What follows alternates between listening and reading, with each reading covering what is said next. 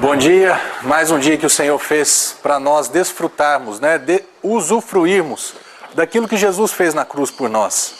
Nós temos praticado essa palavra, aprendido essa palavra e praticado essa verdade. E a Bíblia diz que quando nós conhecemos a verdade, praticamos essa verdade, a verdade tem o poder de nos libertar. Quem é a verdade? Jesus é a verdade. Aonde eu encontro Jesus?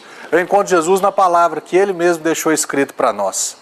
E nessa manhã eu quero falar com você a respeito de uma ligação muito forte que existe entre prosperidade financeira e o perdão. Todos nós queremos duas coisas. Nós queremos uma prosperidade financeira, e quando eu falo prosperidade, nem sempre quer dizer muita riqueza ou riquezas. Não quer dizer uma mansão, não quer dizer um carro importado de 500 mil reais, não quer dizer iate, não estou falando disso. Prosperidade é você ter condições de não uma simples sobrevivência, não um simples suprir as suas necessidades básicas, mas você ter condições de ter uma vida feliz nessa terra, de você ter condições de ter uma vida abençoada nessa terra, de você ter condições de vestir, talvez não usar uma calça jeans que custe R$1.000, mas quando você quiser comprar uma que custa 100, 150, 200, 300, você tem condições. Você ter condições não de se alimentar, de comer fora todos os dias num restaurante que um prato custa 70, 80 reais. Mas uma vez ou outra você ter condições disso. Ter condições de presentear o seu filho, ter condições de abençoar a vida de uma outra pessoa. Deus fez a sua vida assim, Deus deseja que você viva assim. Ter condições de semear na obra de Deus, não dizimar, mas ofertar liberalmente segundo o seu coração. Deus deseja que você viva assim, e Ele deixou isso escrito. Do mesmo jeito que você deseja uma prosperidade financeira, você não deseja ser perdoado. Todas as vezes que você erra, você não deseja ser compreendido e não deseja ser perdoado por isso. Então existe uma ligação muito forte, muito íntima entre essas duas verdades, entre a prosperidade financeira e entre o perdão estabelecido por Deus. Eu gostaria de ler um texto aqui para que você aprenda, você tenha certeza que Deus deseja que você seja bem-sucedido nessa terra, que você tenha uma vida próspera, e prosperidade significa avançar, caminhar, prosseguir. Então, é um texto escrito aqui no livro de Josué, que Deus falou para Josué, ele está escrito aqui no versículo 7, falando assim: Josué, tão somente seja forte e muito corajoso, para teres o cuidado de fazer segundo toda a lei que meu servo Moisés te ordenou. Dessa palavra, desse ensinamento, não te desvies nem para a direita, nem para a esquerda, para que sejas bem-sucedido por onde quer que andares. Não cesses de falar desse livro da lei, antes medita nele dia e noite, para que tenhas cuidado de fazer segundo tudo quanto nele está escrito. Então o quê? A pessoa que medita na palavra, a pessoa que tem o cuidado de fazer segundo está escrito, aquele que não desvia nem para a esquerda nem para a direita, essa pessoa, ela fará prosperar o teu caminho e será bem-sucedida. Você entende que essa prosperidade, esse caminho bem-sucedido, não depende mais de Deus? Depende de você, depende de mim, depende de nós fazermos isso aqui, não nos desviarmos, não acharmos muita coisa na palavra de Deus. Meu irmão, eu lá na igreja eu falo, e às vezes até pessoas até não compreendem o que eu estou falando. A Bíblia, ela não foi feita para eu concordar com ela. A Bíblia não foi escrita para eu ler uma palavra e falar assim: isso daqui eu concordo, então eu vou obedecer. Isso daqui eu não gostei não, isso daqui eu não vou fazer não. A Bíblia, ela foi escrita por um Deus que te ama, e Ele já provou o amor dele por você quando Jesus, o único filho dele, morreu naquela cruz por causa de você, por causa de mim. Deus, Ele já provou o amor dele. Ele deixou escrito, isso daqui é uma carta de amor de um pai para nós, filhos, para as filhas do pai. Para quê? Para que a nossa vida seja uma vida bem-sucedida, seja uma vida próspera. E Ele deixou muito claro que, então, quando eu pratico essa palavra, eu farei prosperar o meu caminho. A minha prosperidade, um caminho bem-sucedido para mim, depende hoje de mim. Deus, Ele já deixou pronto. Lá na cruz, quais foram as últimas palavras de Jesus? Jesus diz assim: está consumado. O que significa isso?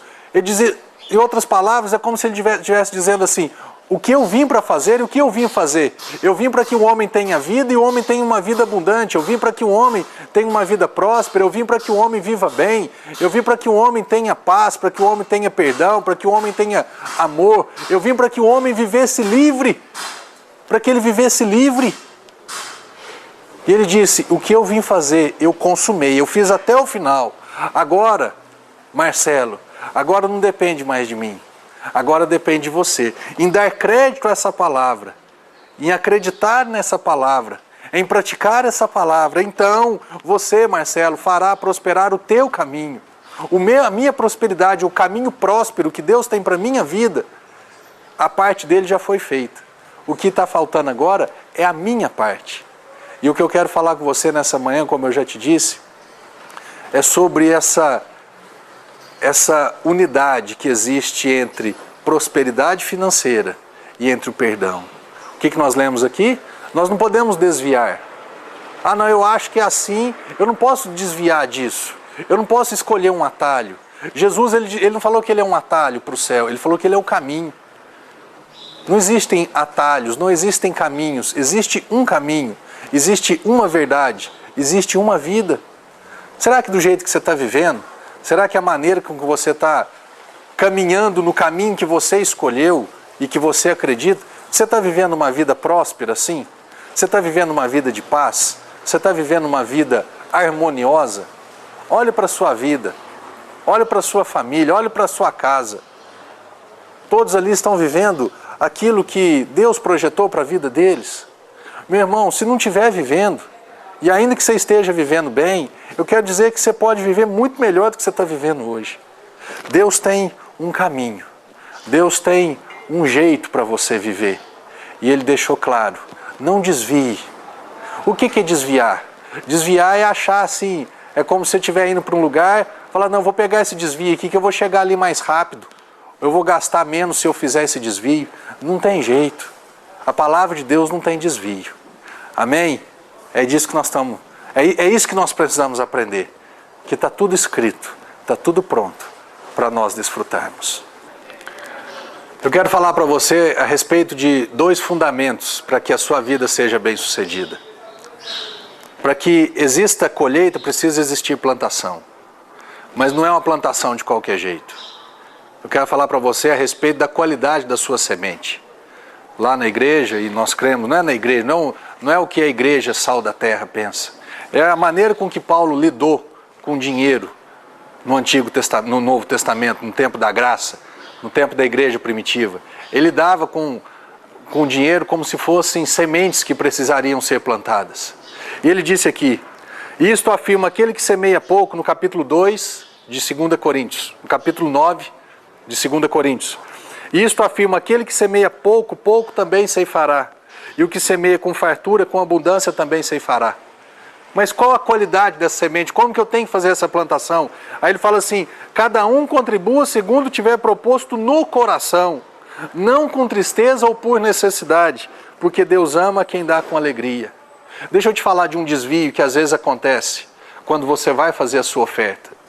Qual que pode ser um desvio? Eu fazer a minha plantação, eu fazer a minha oferta, a minha contribuição, com o quê? Por obrigação. Você não é obrigado a fazer nada. Eu já fiz um programa falando sobre o dízimo como uma lei do Antigo Testamento e a oferta voluntária e liberal como uma lei do Novo Testamento. O tempo de Moisés e o tempo da graça. A lei através de Moisés, a graça e a verdade através de Cristo. Né? Aqui em Romanos ou Gálatas, não estou me lembrando direitinho, está escrito em Romanos que o fim da lei é Cristo. Ou seja, a lei ela teve, né, a sua eficácia até Cristo. Quando Cristo chegou, toda essa lei mosaica, essa lei que Deus falou através de Moisés para o povo, toda essa lei ela perdeu o seu significado, o seu sentido. Porque agora chegou uma lei nova, agora chegou a graça, chegou a liberdade, chegou a verdade. Então, cada um contribua segundo tiver proposto no seu coração. É você que se propõe, eu vou semear tanto. Sabendo que existe uma proporção. Pensa um um agricultor? Ele pega um saco de milho e planta um saco de milho. Ele vai colher o quê? Ele vai ter uma colheita baseada na plantação de um saco de milho. Ah, não, eu quero colher mais, eu preciso colher mais, eu desejo colher mais. Então eu preciso plantar mais. Na liberdade, na liberalidade. E qual que é a qualidade dessa semente? Para que você não desvie, para que a tua vida seja próspera. Ele fala que não com tristeza. O que é semear com tristeza? Sabe, assim, às vezes você está num culto na igreja lá, aí chega a hora de semear. Para você. Eu semei para mim. Tem muita gente que acha que, né, eu estou jejuando para você, eu estou orando por você, né, eu estou edificando a tua fé, eu estou plantando. Não, eu planto para mim. Se eu plantar, eu vou colher. Por isso que ele está falando aqui, ó, aquele que semeia. Se eu semeio, eu colho. Se você semeia, você colhe. Cada um, você indivíduo, cada pessoa, contribua segundo tiver proposto no seu coração. Eu proponho no meu coração, você se propõe no seu coração. É assim que funcionam as coisas. Não sou eu, pastor, que vou propor no seu coração. Não é uma lei que vai ser proposta a você. Você tem que dar X% do seu ganho. Você tem que dar isso para Deus. Não. É você que faz essa escolha. Pensa o agricultor que nós falamos. Ele tem um saco de semente. Ele, por aquilo que ele espera colher, por aquilo que ele precisa colher, ou que ele deseja colher, ele vai fazer uma escolha. Eu vou plantar meio saco, eu vou plantar um saco inteiro de semente. É do mesmo jeito. Tudo na liberdade. O que ele disse aqui? Não com tristeza. Ah, chegou a hora de semear. Sabe, tirar aquele dinheiro da carteira, do bolso, com tristeza? Deus não recebe isso. Do seu bolso está saindo dinheiro. Mas isso não está sendo uma semente. Porque existe um princípio. Eu não posso me desviar desse princípio, nem para a esquerda, nem para a direita. Cada um contribua segundo o propósito no coração, não com tristeza. Meu irmão, aprenda essa palavra e passe a fazer com alegria. Você não quer uma vida bem-sucedida? Você não quer uma vida próspera financeira? Lógico que quer, eu também quero. Não com tristeza. E qual que é o outro desvio? Ou por necessidade. Sabe, assim, a corda está apertando, eu não aguento mais, eu preciso fazer alguma coisa. Eu vou lá na igreja, eu vou semear na igreja. Você está semeando por necessidade?